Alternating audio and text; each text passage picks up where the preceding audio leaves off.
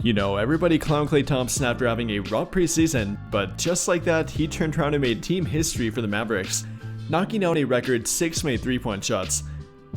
And not only that, but finishing with 22 points, second on their team behind only Luka Doncic, 7 rebounds, 3 steals, and again, 6 made 3-point shots, a team high for them.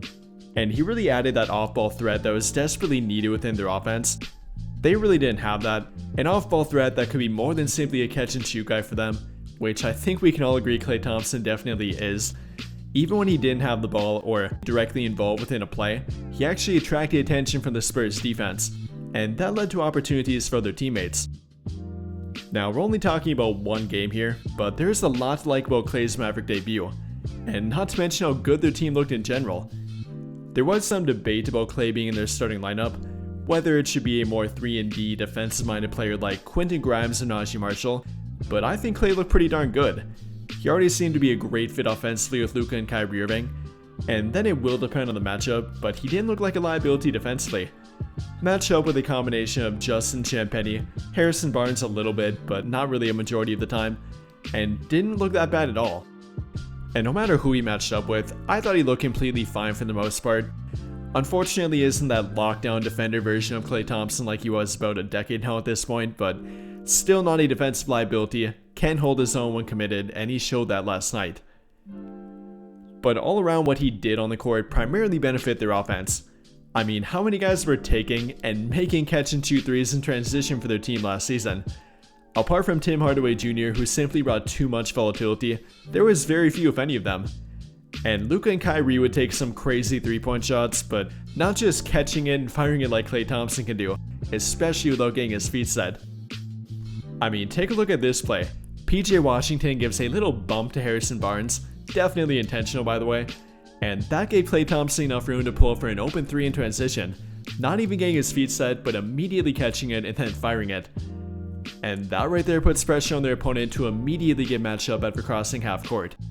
Not something you really had to do with their team last season, apart from Luka Doncic and Kyrie Irving obviously.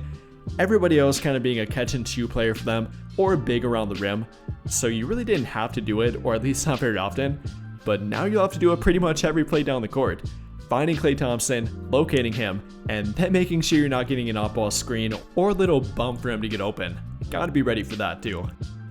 And yes, we're only talking about one game here, which obviously was a good version of Klay Thompson, but there will be bad moments with him too.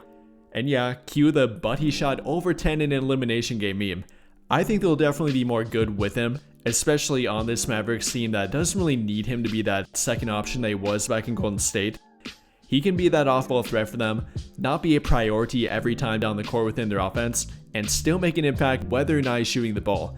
Simply being that off-ball threat and attracting attention away from Luka Doncic and Kyrie Irving, that'll open up their entire offense and make everything easy for everybody else.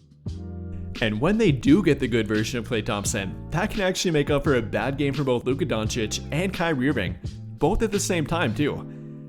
I mean, during this game, they shot a combined 15 of 45 from the field, only 33%. And last season, they were not winning a competitive game when that happened. Even against a team like the San Antonio Spurs, who may or may not be good this season, that's yet to be seen, they weren't winning that kind of game. So even with a bad game from a shooting standpoint from Luka and Kyrie, they can now win that kind of game with Klay Thompson. Or then on the flip side of that, they have more than enough to make up for a bad shooting Klay Thompson night. Again, he's no longer a second option, he's now a third or even fourth option on this team. And even a good night from one of Luka Doncic or Kyrie Irving would be enough to make up for a bad shooting Klay Thompson night. And what that means to their team is that there is significantly less risk for Klay to shoot them out of a game. That will rarely if ever be happening. He simply is not revolved in their offense enough for it to happen.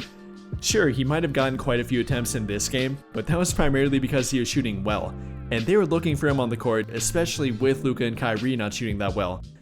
So when that happens, yeah, he definitely will be a bigger part of their offense, but then when he's not shooting well, that's when Luka and Kyrie will be more ball dominant, not look for him as much on the court, and simply let him be more of a decoy. And that's kind of the good thing about this Mavericks team. They don't need Klay Thompson to be the old version of Klay Thompson, much like Golden State did last season. They simply need him to be an off-ball shooting threat that can sometimes get hot like he did in this game.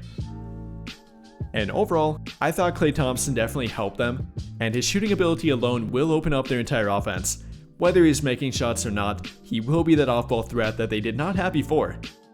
Yeah, there definitely will be volatility with him, but again, they have more than enough talent to make up for it. And we have now seen the impact they can make even when Luka Doncic and Kyrie Irving don't play that well offensively. Apart from Klay Thompson though, there were other takeaways in this game too, one of which for the Mavericks had to be Dereck Lively. And at only 20 years old, he is already so damn good. Dropping 15, 11, and 6 off the bench in only about 28 minutes of playing time in his season debut. Not too shabby, and especially not for a 20-year-old rookie. I mean, he really perfectly picks up right where Daniel Gafford leaves off, being another great rim protector for their team, an elite lob threat, all-around hustle guy, and a great center for their team. And in some ways, he's actually better or more versatile than Daniel Gafford. Probably a more switchable defender than Gafford, tends to be a bit more laterally mobile, allowing him to switch better on defense and cover more ground as well. And then for playmaking ability, that's an underrated part of Lively's game. Didn't show it all the time throughout last season being a rookie, but has quickly been learning how and when to make the right read on the court. He's no longer trying to simply get rid of the ball when he's away from the rim, not being confident enough in his ability to make the right pass or putting the ball on the floor to attack the rim. He'll actually read the defense and try to make the right pass on the court. Again, not simply looking to get rid of it. And that led to him having 6 assists during their season debut. I mean, he might not be Nikola Jokic or Domantas Sabonis, but has quietly become a really solid playmaker for a big. And if you ask me, he is a 3-point shot away from being a top 5 to 10 big man in the entire league right now. Might be a hot take, but it won't be soon if he can keep this up. Great rebounder, great rim protector, great at running the floor, perfect pick and roll lob threat, and all around a really solid big man. Absolute luxury for them to come off the bench, and even though they do have Daniel Gafford and he is a part of their starting lineup, it's become pretty clear that Dereck Lively is more trusted, especially during the fourth quarter by Jason Kidd, and all around more valued within the rotation too, which in my opinion is the right move. But then for my third and final takeaway, only one game here, but they definitely need more from Quentin Grimes and Najee Marshall. Only shy combined 2 for 12 from the field and 0 for 3 from the 3-point line. And if they can't shoot better or all around perform a bit better, then Jaden Hardy might benefit and actually run away with playing time from them. Unlike them, Hardy shot 3 for 6 from the field and 3 for 5 from the 3-point line. And again, with it not being a great Luka Doncic Kyrie Irving game, definitely not offensively, they need that spark off the bench, which Hardy was able to give them. Not a tremendous game by any means, but he definitely did show more than Quentin Grimes and Najee Marshall.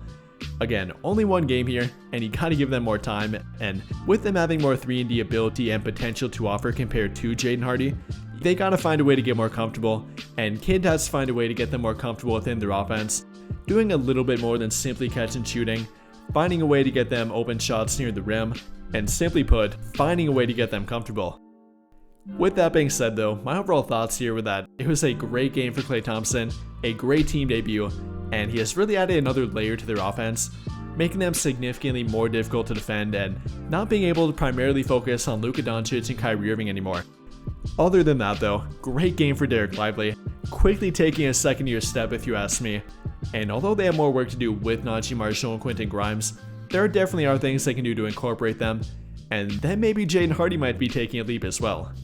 But with that being said, what do you guys think? What were your primary takeaways from Klay's Mavericks debut? Let me know your thoughts in the comments down below. But I think that'll pretty much do it for this one, and if you enjoyed the video, then don't forget to drop a like, hit that subscribe button if you have not already, and turn on notifications so you never miss out when I upload a video. But as always, thank you for watching and have a great day.